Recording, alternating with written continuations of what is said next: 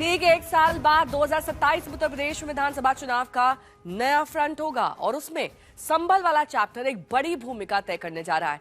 संभल का करंट किसे लगेगा ये तो आने वाला वक्त ही बताएगा, लेकिन फिलहाल संभल की नई पहचान पिछले कुछ साल में हिंदुत्व की नई प्रयोगशाला के रूप में बन गई है।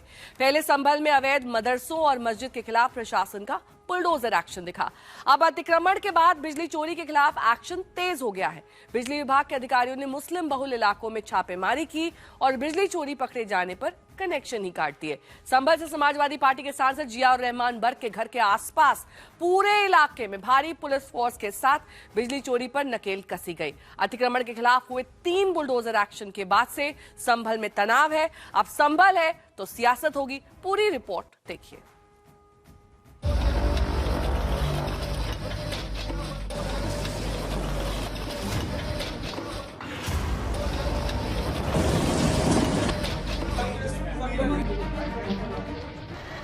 मंदिर मस्जिद का विवाद, पत्थर गोली की हिंसा, कुएं बावड़ी की खुदाई, अवैध कब्जे की लड़ाई, कब्जे की जमीन पर मस्जिद, कब्जे की जमीन पर मदरसे, बिजली चोरी के चर्चे। संभल बोले तो सत्ता, सियासत, हक और जमहूरियत की ऐसी प्रयोगशाला जिसमें सत्ता की हनक, कानून की परख, लाठी का दम और अपराध पर बेरहम सिस्टम के चर्चे आम। इन दिनों संभल वाले संविधान, लोकतंत्र, नियम कायदे और कानून की ऐसी परख से गुजर रहे हैं मानो तलवार की धार पर जिंदगी। जरा सी चूक हुई तो गए, यकीन न हो तो ये मलबा देखिए। ये संभल के हाजीपुर की मदीना मस्जिद थी। ग्राम समाज की 439 वर्ग मीटर जमीन पर अवैध कब्जा करके बनी थी। बुलडोजर आ रहा था, मस्जिद कमेटी ने खुद गिरा ली। इसी गांव में सरकारी जमीन पर कब्जा करके 1339 वर्ग मीटर का अवैध मदरसा बनाया गया था, जमींदोज कर दिया गया। संभल में ही राया बुजुर्ग में 552 वर्ग मीटर सरकारी जमीन पर कब्जा करके अवैध गोसुल बड़ा मस्जिद बनी थी, मलबे में मिल गई।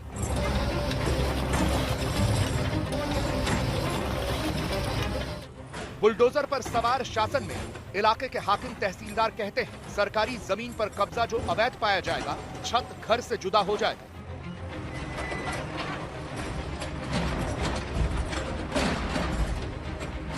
इस तरह से जो भी अवैध कब्जे पाए जाएंगे और उन अवैध कब्जों पर जो मकान बनाए गए हैं, निश्चित रूप से ऐसी ही कार्रवाई करके ऐसे घर की छत घर से जुदा कर दी जाएगी। अफसरों का कहना है कि बरसों बरस से ये अतिक्रमण हुए, लेकिन पिछले दंगे के बाद जब सरकार जागी तो जांच परख शुरू हुई, सवाल जवाब हुए, नोटिस चेतावनी हुए और अब बुलडोजर गरज रहे हैं।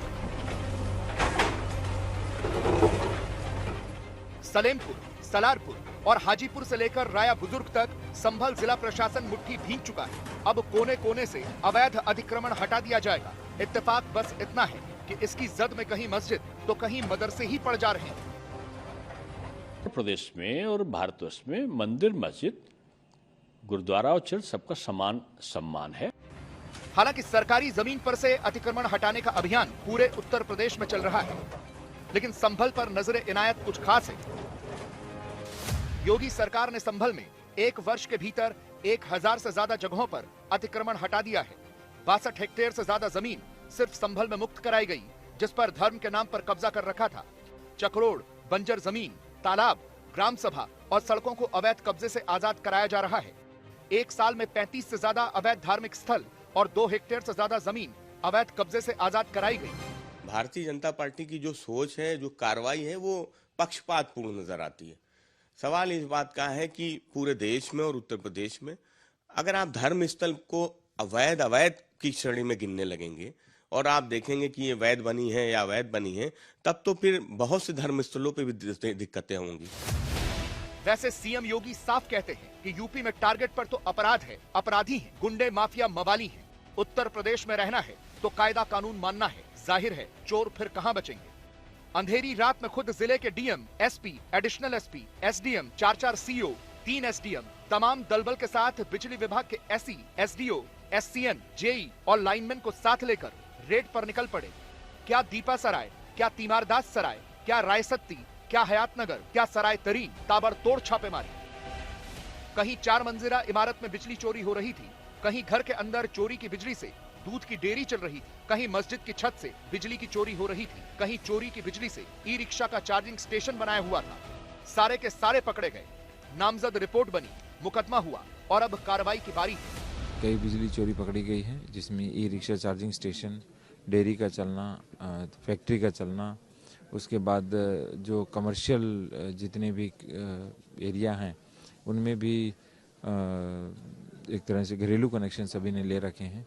और एक घर मिला जहां से 50-60 लोगों को बिजली सप्लाई हो रही थी, तो उस पर तो बहुत बड़ा तारों का जखीरा पकड़ा। तो अभी एक बार सभी को पकड़ रहे हैं, फिर एक साथ लिस्टिंग करेंगे, एक साथ FIR करेंगे, एक साथ। अब समाजवादी पार्टी कह रही है कि बिजली की चोरी पूरे उत्तर प्रदेश में हो रही है, चोरी पकड़ी भी जा रही है और कानूनी कार्रवाई भी हो रही है, लेकिन सिवाय संभल किसी और जिले का डीएम बिजली चोरी पकड़ने नहीं जा रहा। कोई घटना बताइए जहाँ डीएम बिजली पकड़ने गए हो चोरी की। ये तो काम बिजली विभाग का है, या बिजली विभाग के साथ जो विजिलेंस की टीम होती है उनका है। डीएम का काम तो नहीं है ये काम। तो डीएम क्या करने जा रहे हैं? इससे पता चलता है कि आखिर संभल में भारतीय जनता पार्टी की सरकार वो लगातार क्या कर रही है। डीएम साहब बिजली पकड़ने गए, अब उनके पास दूसरा काम नहीं बचा है तो बिजली पकड़ने नहीं गए, वो वहां पे वोट बैंक पकड़ने गए। सियासत के आरोप अलग, मगर हकीकत यह है कि उत्तर प्रदेश में एक अनुमान के मुताबिक हर साल लगभग 4,500 करोड़ रुपए की बिजली चोरी होती है। इससे औसतन 22.5 करोड़ का नुकसान बिजली विभाग को रोज उठाना पड़ता है। लखनऊ में भी 1 अप्रैल 2024 से 31 मार्च 2025 के बीच 191 करोड़ 75 लाख की बिजली चोरी पकड़ी गई। और ऐसे में संभल जैसे जिले में भी बिजली विभाग ने 2,800 से अधिक बिजली चोरी के मामले पकड़े, मुकदमा किया और 18 करोड़ रुपए से अधिक का जुर्माना लगाया है।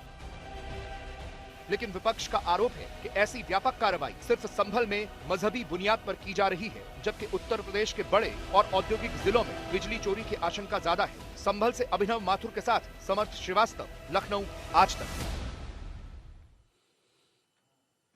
तो 2027 की तैयारी बीजेपी बहुत पहले से कर चुकी है और इसीलिए कल ये कहा जा रहा है कि यूपी के सीएम योगी आदित्यनाथ दिल्ली दौरे पर हैं। उन्होंने आज सवेरे ही सबसे पहले प्रधानमंत्री मोदी से मुलाकात की।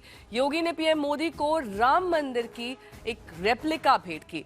चांदी का गुलाबी मीनाकारी कला से बना ये राम मंदिर का मॉडल वाराणसी में तैयार किया गया है। पीएम मोदी और सीएम योगी के बीच करीब 1 घंटे तक मुलाकात चली और खबरें ये हैं कि मकर संक्रांति यानी 14 जनवरी के बाद योगी सरकार का मंत्रिमंडल विस्तार हो सकता है, जिसमें 2027 को ध्यान में रखते हुए कुछ नए चेहरों को शामिल किया जा सकता है।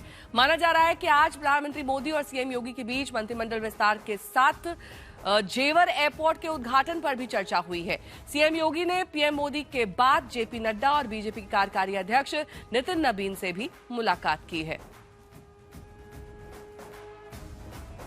और आज यूपी की योगी सरकार का एक फैसला सुर्खियों में है। उत्तर प्रदेश में पुलिस भर्ती की तैयारी कर रहे लाखों युवाओं को योगी आदित्यनाथ सरकार ने एक बड़ी राहत देते हुए एज लिमिट 3 साल बढ़ा दी है। 32,679 पदों पर पुलिस भर्ती मामले में फैसला 2027 के चुनाव से पहले गेम चेंजर साबित हो सकता है। ये फैसला 31 दिसंबर 2025 को जारी भर्ती विज्ञप्ति के बाद 5 जनवरी 2026 को जारी शासनादेश के माध्यम से लागू किया गया है, जिससे बड़ी संख्या में ऐसे अभ्यर्थियों को मौका मिलेगा जो आयु सीमा की वजह से अब तक भर्ती प्रक्रिया से बाहर हो रहे थे। सीएम योगी ने सोशल मीडिया प्लेटफॉर्म एक्स पर लिखा, प्रदेश के युवाओं का हित हमारी सर्वोच्च प्राथमिकता है। योगी ने लिखा, ये फैसला उत्तर प्रदेश के लाखों युवाओं की आकांक्षा और परिश्रम के प्रति सम्मान का प्रतीक है।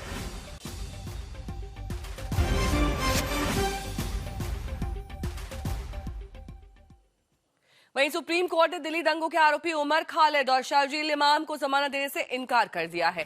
हालांकि सुप्रीम कोर्ट ने 5 आरोपियों को 12 शर्तों के साथ जमानत दी है। कोर्ट के फैसले में कहा गया है कि लंबे समय तक जेल में रहना जमानत का आधार नहीं बन सकता। इन दोनों को जमानत देने से इनकार करने के अलावा कोर्ट ने मामले के अन्य आरोपी गुलफिशा फातिमा, मीरान हैदर, शिफाउर रहमान, मोहम्मद सलीम खान और शादाब अहमद को जमानत देती है।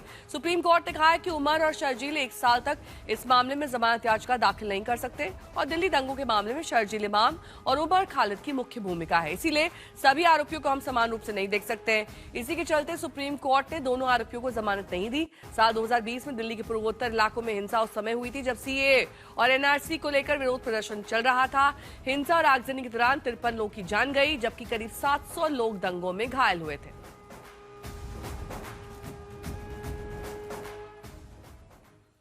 और अब इस पूरे मामले में सियासत तेज हो गई है। बीजेपी ने सुप्रीम कोर्ट के फैसले का स्वागत किया तो वहीं कांग्रेस ने हमलों की बरसात कर दी, तो वहीं कांग्रेस फैसले पर सवाल उठाते हुए बीजेपी पर पलटवार कर रही है। इन लोगों ने 4 साल पहले बोला था कि चिकन नेक काट के अलग करना है और बांग्लादेश में आज बोला जा रहा है। तो जिनके ऊपर सेक्युलरिज्म का खुमार चढ़ा हुआ है, जो सेक्युलरिज्म की सुरापान घन अंधकार में डूबे हुए हैं, जरा उनको 4 साल पहले के बयान और आज के बयान को मिलाकर देख लेना चाहिए। परंतु वो लोग उस नशे से बाहर नहीं निकल पाएंगे, क्योंकि सेक्युलरिज्म के कुएं में ही भांग पड़ी है। एक सूरदास का पुराना पद है ना, एक हु तो समझाइए आके, कूपे में ही भांग पड़ी है। तो जिसको देखो वही आज मदहोश है। कोर्ट के फैसले का हम सम्मान करते हैं, लेकिन तकलीफ की बात है कि उनकी जमानत रिजेक्ट हो गई। जिन लोगों ने बाबरी मस्जिद को डिमोलिश किया, उनकी जमानतें आसानी से हो गई। जिन लोगों ने चर्च पे हमला किया, चर्च के अंदर तोड़ फोड़ की, उनकी भी जमानतें हो गई। दिल्ली में जो दंगे हुए थे वो किस प्रकार से एक कॉन्स्पिरेसी थे, सोची समझी साजिश दिल्ली के लोगों के खिलाफ की गई थी। और आज का जो उच्चतम न्यायालय का निर्णय है वो इस बात को पुनः साबित करता है। लेकिन सबसे बड़ी जो हैरानी की बात है कि ऐसे कौन से वकील हैं, ऐसे कौन से लोग हैं जो बार बार इसी प्रकार के आतंकवादियों का, देश विरोधी लोगों का इनका केस लड़ते हैं, बार बार इनकी जमानत याचिका लगाते हैं। आज उच्चतम न्यायालय ने 1 साल तक अपील करने पर भी रोक लगाई है। ये एक दिल्ली के लिए एक अच्छा निर्णय है और इस प्रकार की साजिश कोई दिल्ली के खिलाफ कभी ना करे, उसका एक संदेश इस निर्णय से जरूर जाएगा। वहीं दिल्ली के लक्ष्मी नगर में एक बेटे ने मां, भाई और बहन की हत्या कर दी है। इस बीच बड़ी खबर इस पूरे मामले में बता दें आपको कि ये ट्रिपल मर्डर का मामला है। लक्ष्मी नगर में ट्रिपल मर्डर हुआ है। बेटे ने ही मां, भाई और बहन को मार डाला। के बाद तीनों की हत्या करने के बाद खुद पुलिस के पास वो पहुंच गया।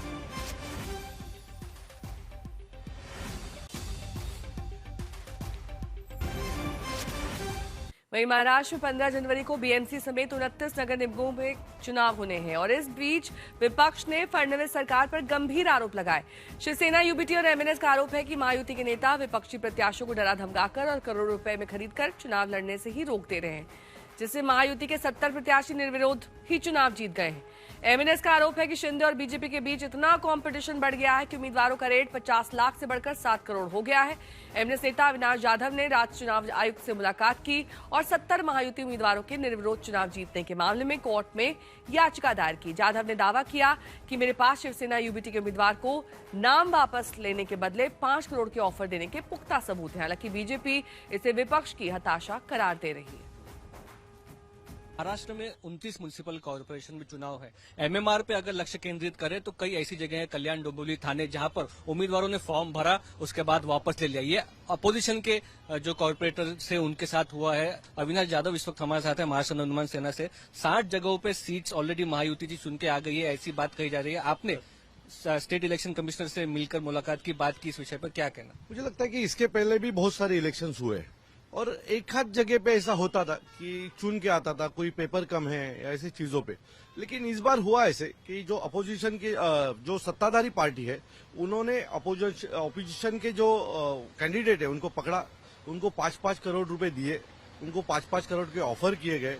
नहीं जो सुना उसको पुलिस वालों उनके घर पे भेजे और इस तरीके से दबाव तंत्र का वापर करके उनसे उम्मीदवारी अर्ज पीछे लेने की कोशिश की। शंखनाथ मेरे साथ अभी के लिए बस इतना ही। देश दुनिया की तमाम खबरों के लिए आप देखते रहिए आज तक। आज तक देश का सर्वश्रेष्ठ न्यूज चैनल।